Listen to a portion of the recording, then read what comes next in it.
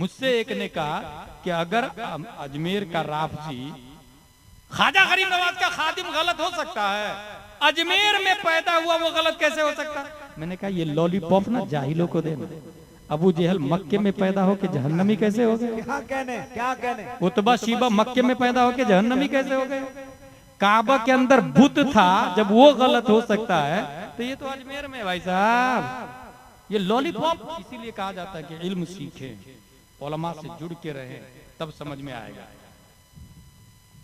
यह है फतवा की किताब। इस किताब के अंदर तकरीबन हिदाया, फतावा रज़विया, दुरर, कई किताबों से फतवा लिखे गए, जमा किए गए। इसमें एक सवाल है, ये सवाल आपके मोहल्ले के हिसाब से सवाल क्या देखें, क्या फरमाते उलमाए किराम व मुफ्तियाने इज़ाम मसअला झेल के बारे में। हमारे गांव दरियाबाद जिला मऊ में वाक़ है, जो कि एक देहात है। कुल 17 घर की आबादी मुसलमानों की है और 1 किलोमीटर दूरी पर मुबारकपुर है, वहाँ 4 घर मुसलमान हैं। और 1 किलोमीटर दूरी पर अकबरी गांव है, वहाँ 3 घर मुसलमान है। कुल मिलाकर 24 घर मुसलमान है। दरियाबाद में जुमा नहीं होता था, लेकिन कुछ लोगों ने कहीं से फतवा लाकर जुमा कायम कर दिया है।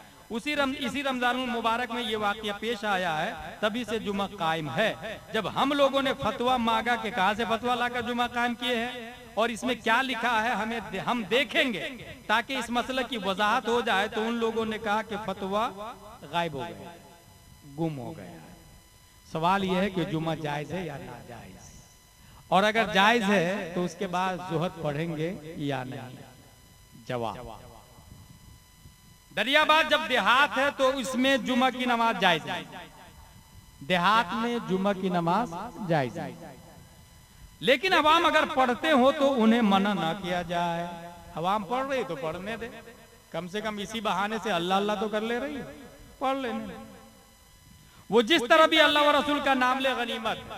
और हिदाया में है ला तसिहुल जुमा इल्ला फी मिस्रिन जामे औ फी मुसल्लल मिस्र। जुमा की नमाज जायज नहीं है मगर उस शहर में जिसके अंदर शहर की सिफतें पाई जाती है, जामे शहर, और शहर की मस्जिदों में। वला तजुज़ु फिल क़ुरा, जुमा की नमाज देहात में जायज नहीं। लिक़ौलिही अलैहिस्सलाम, क्योंकि हुज़ूर सल्लल्लाहु अलैहि वसल्लम ने फरमाया ला जुमुअत वला तशरीक़ वला फ़त्र वला अज़हा इल्ला फी मिस्रिन जामे। देहात में न जुमा है, न तकबीर तशरीक़ है, न तशरीक़ है, न ईद उल फित्र है, न ईद उल अज़हा है वगैरह। यह हदीस शरीफ के अंदर है। इमाम अहमद रज़ा क़ुद्दस सिरहुल अज़ीज़ फतावा रज़विया में फरमाते हैं देहात में जुमा नाजायज है, अगर पढ़ेंगे तो गुनाहगार होंगे और ज़ोहर जिम्मे से साक़ित ना होगा। लेकिन कोई पढ़ रहा है तो साथ में ज़ोहर पढ़ेगा। आगे देखिए, फिर दुर्रिल मुख्तार फिल कुनिया सलातुल ईद फिल क़ुरा तुकरह तहरीमन, मकरूह तहरीमी है।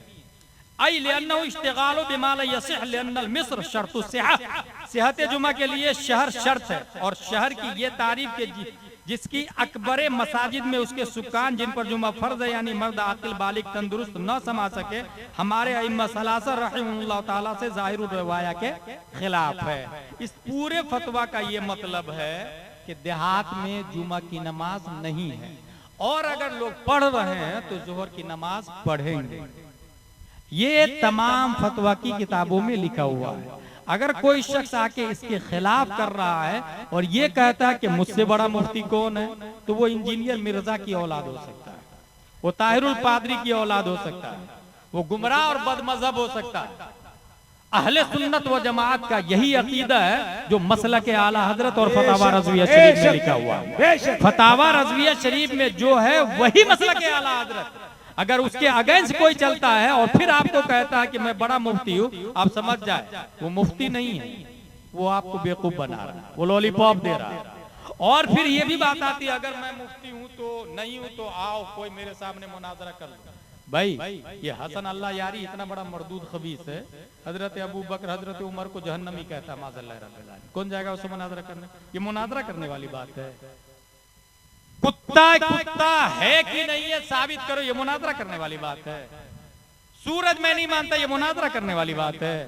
आसमान ऊपर है मैं नहीं मानता, ये मुनाजरा करने वाली बात है, ये तज़ीय औकात है। लकुम दीनुकुम वलिय दीन कह दे। और मुनाजरा जाहिलों से नहीं किया जाता, मुनाजरा आलिमों से किया जाता और नजरियात जरूरियत में इख्तिलाफ हो तब किया जाता है। अल्हम्दुलिल्लाह रब्बिल आलमीन, हजरत उमर और हजरत अबू बकर सिर्फ और सिर्फ जन्नती नहीं, बल्कि हदीस शरीफ के अंदर आया प्यारे मुस्तफा को अल्लाह ने 4 वजीर दिए। 2 वजीर आसमान पर जिब्रील और इसराफील, और 2 वजीर जमीन पर अबू बकर और फारूक।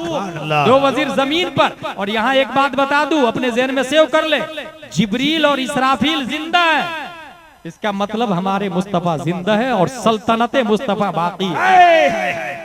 वजीर जिंदा है तो बादशाह जिंदा है, वजीर जिंदा है। ये शम्सो कमर का वजूद ही इस बात पर गम्माज है कि साहिबे शम्सो कमर, वजह शम्सो कमर, जाने शम्सो कमर, असले शम्सो कमर, इल्लते शम्सो कमर हमारे नबी सल्लल्लाहु तआला अलैहि वसल्लम जिंदा है। हजरत अबू बकर उमर, इनको माज़अल्लाह रब्बिल आलमीन जहन्नमी कहता है, माज़अल्लाह रब्बिल आलमीन। बल्कि मैं ये कहता हूँ, रूए जमीन की सबसे अच्छी मिट्टी कौन सी है?